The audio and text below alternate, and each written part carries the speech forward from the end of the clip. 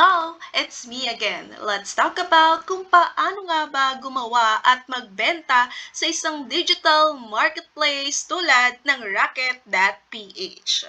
A short background lang Racket.ph is a Filipino marketplace where we can make money using our talents and ibenta yung mga creations and services natin. So, paano nga ba gamitin sa Racket.ph? First, make sure na may Google account muna kayo. If may Google account na, let's go to Racket.ph.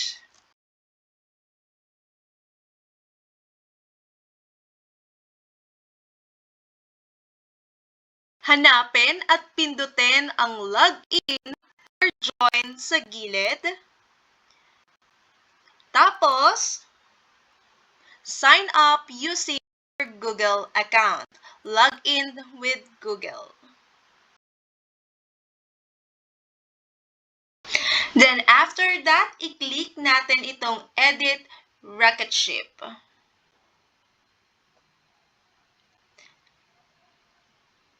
At lalabas itong 5 features niya, which is about services, products, socials, and design. As you can see, may laman na yung aking Rocketship because ito yung ginagamit ko as a shop sa Racket.ph. So, start tayo dito sa About. Get to know me. So, here, all you need to do is provide the needed information tungkol sa inyo. Like sa photo. Sa photo, mag-provide kayo ng picture nyo na sa palagay nyo ay makikilala kayo. Just click this change photo. Yan, pwede kayong mamili. Ano ba yung photo na gagamitin ninyo? And then, ayan, napalitan na siya. Then, dito naman sa cover photo, I suggest mag-upload kayo ng photo which do you think highlights yung mga products and services ninyo na interesting and possibly sumasagot sa mga problems ng clients natin. Or di kaya, pwedeng mamili kayo dito sa mga photos na provide ni Racket.ph. So, paano natin ito gagawin? Okay, add image. Again, click here to upload files just in case po na may mga cover photo na kayo na nai-ready na do you think na makakatulong sa mga clients ninyo. Or di kaya, you can choose a stock photo here in Racket.ph. So, like for example, ito. Ayan.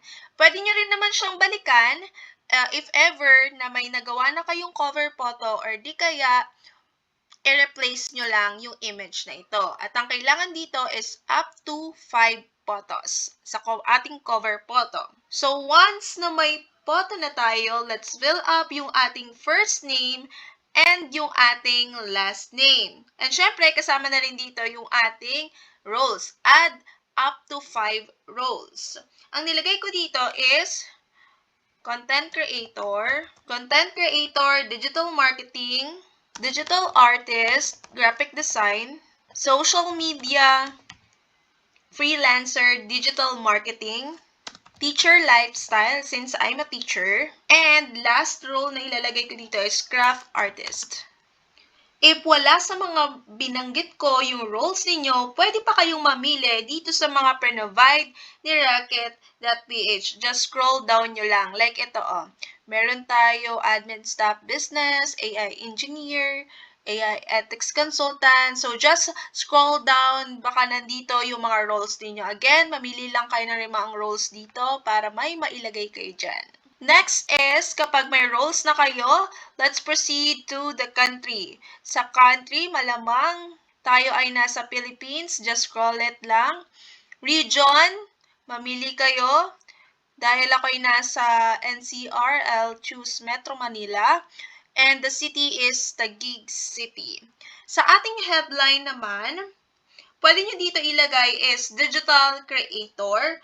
Dito po, hindi naman kailangan na sobrang haba, 2 to 5 words as enough na. So, lagay ko sa headline ko is teacher and digital creator. So, sa headline, dito siya lalabas. Dito po. Kung inyong mapapansin, nakalagay dyan, "Hello, I'm Iris Briagas, teacher and digital creator." Yung headline, dito lang po siya lalabas sa baba. Kaya nga hindi naman kailangan na sobrang haba ng inyong headline. Next, about you. Dito, ilagay mo anything about you. I suggest, ilagay mo rin dito yung kung ano yung mga expertise mo and yung mga kaya mong i-offer. In that way, makakatulong ito para makapag-build ng tiwala sa mga clients mo. Like for example, ang nilagay ko dito, "Hello, I'm Iris, an experienced and licensed teacher. Let's discover a curated collection of educational products." So something like that. Yan yung unang makikita din ng inyong mga clients. And once na nakapaglagay na tayo sa About You, click Save Changes. Astig, your changes have been saved. So kapag nandyan na, lumabas na yan, ibig sabihin na save na natin yung ating gawa, yung ating profile. Next part naman is services. Dito naman, you will offer your services like may nagpagawa sa'yo ng high quality logo, graphics, animation, or di kaya website. Kaya pwedeng-pwede ka rin kumita in this way. So let's start our first service. Add your first service. Let's click this. As you can see, may mga template na binigay na dito si Rocket.ph. Like for example, this one, I will provide you with tips and tricks and help you to create powerful presentation. And then, vocal coach. Ayan. So, may mga template naman dito. But, I prefer this start from scratch. Ayan. So, add new service. Ano ba yung service name na gusto natin? Like, for example, I prefer logo designs. Logo designs. Ayan. And then, sa ating descriptions, kailangan dito, ilagay ninyo yung mga inclusions ng services ninyo which makes it convincing. And of course, dapat specific or di kaya particular as much as possible para hindi nagaano nagtatanong si client. So, may hinanda na akong description dito, kaya nga ito ay pinis ko na lamang. Like for example, this one, no? Our basic logo design package is perfect for startups and small businesses. So in that way, let's try to make our description convincing. Next, showcase your best pieces of work up to 10 media. So here, maglalagay tayo ng mga best pictures ng ating mga works. Like for example, click here to upload files. Ayan. So, may nailagay na po ako dyan. Sa price naman, depende pa rin po ito sa inyo. So, kung gaano kalaki or kababa yung i-rate ninyo. So, like, for example lamang po ito, no? I write 1,000. Ayan. And then, fixed price, ang delivery time na ginawa ko is 3 days kasi nga, gagawin ko pa lang ito. Next, the category is graphics and design. Pwede kayong mamili, depende po sa inyong gagawin o pinagagawa sa inyo ni client. What do you need from the client to get started? Since logo design ang nilagay ko, I need to ask, syempre, si client. And syempre, dapat si client, i-provide niya yung ano ba yung mga gusto niyang ipagawa. So, pwede natin ilagay dito is what to include. What to provide. Ano ba yung hihingiin natin kay client? First, syempre, kailangan natin ng clear description ng kailangan niya. 1 to 2 sentence describing your business. And of course, the target audience. Also, the examples that you like. And the site URLs from your competitors. Yan. Bakit natin kailangan to gawin? Para maibigay ni client kung ano nga ba at kung paano natin sisimulan yung ating gagawin. Especially if you're into a logo design. Yan. And then, kapag nalagay nyo na, nakompleto nyo na, na-fill up nyo na ito, let's click Save Changes. Okay. Kapag may lumabas na dyan na astig yung changes, Your changes have been saved. Ibig sabihin, may nailagay na tayo sa ating services. Ang third naman is product. So kung may magawa na kayong digital product like coloring books, busy books, template collection, or planners, or anything na gawa ninyo na gusto ninyong ibenta, dito ito papasok. Kaya let's click Add New Product. Product type, digital downloads, and click Continue. As you can see, may mga suggested na pwede kayong gawin na products like Zoom backgrounds or di kaya flashcards. But in our case, I prepare to start it from scratch. Ayan. So, sa product name, ang ilalagay ko ay Kids Coloring Book kasi yun yung ginawa ko na product. So, Kids Coloring Book Animals. And our product type is digital downloads.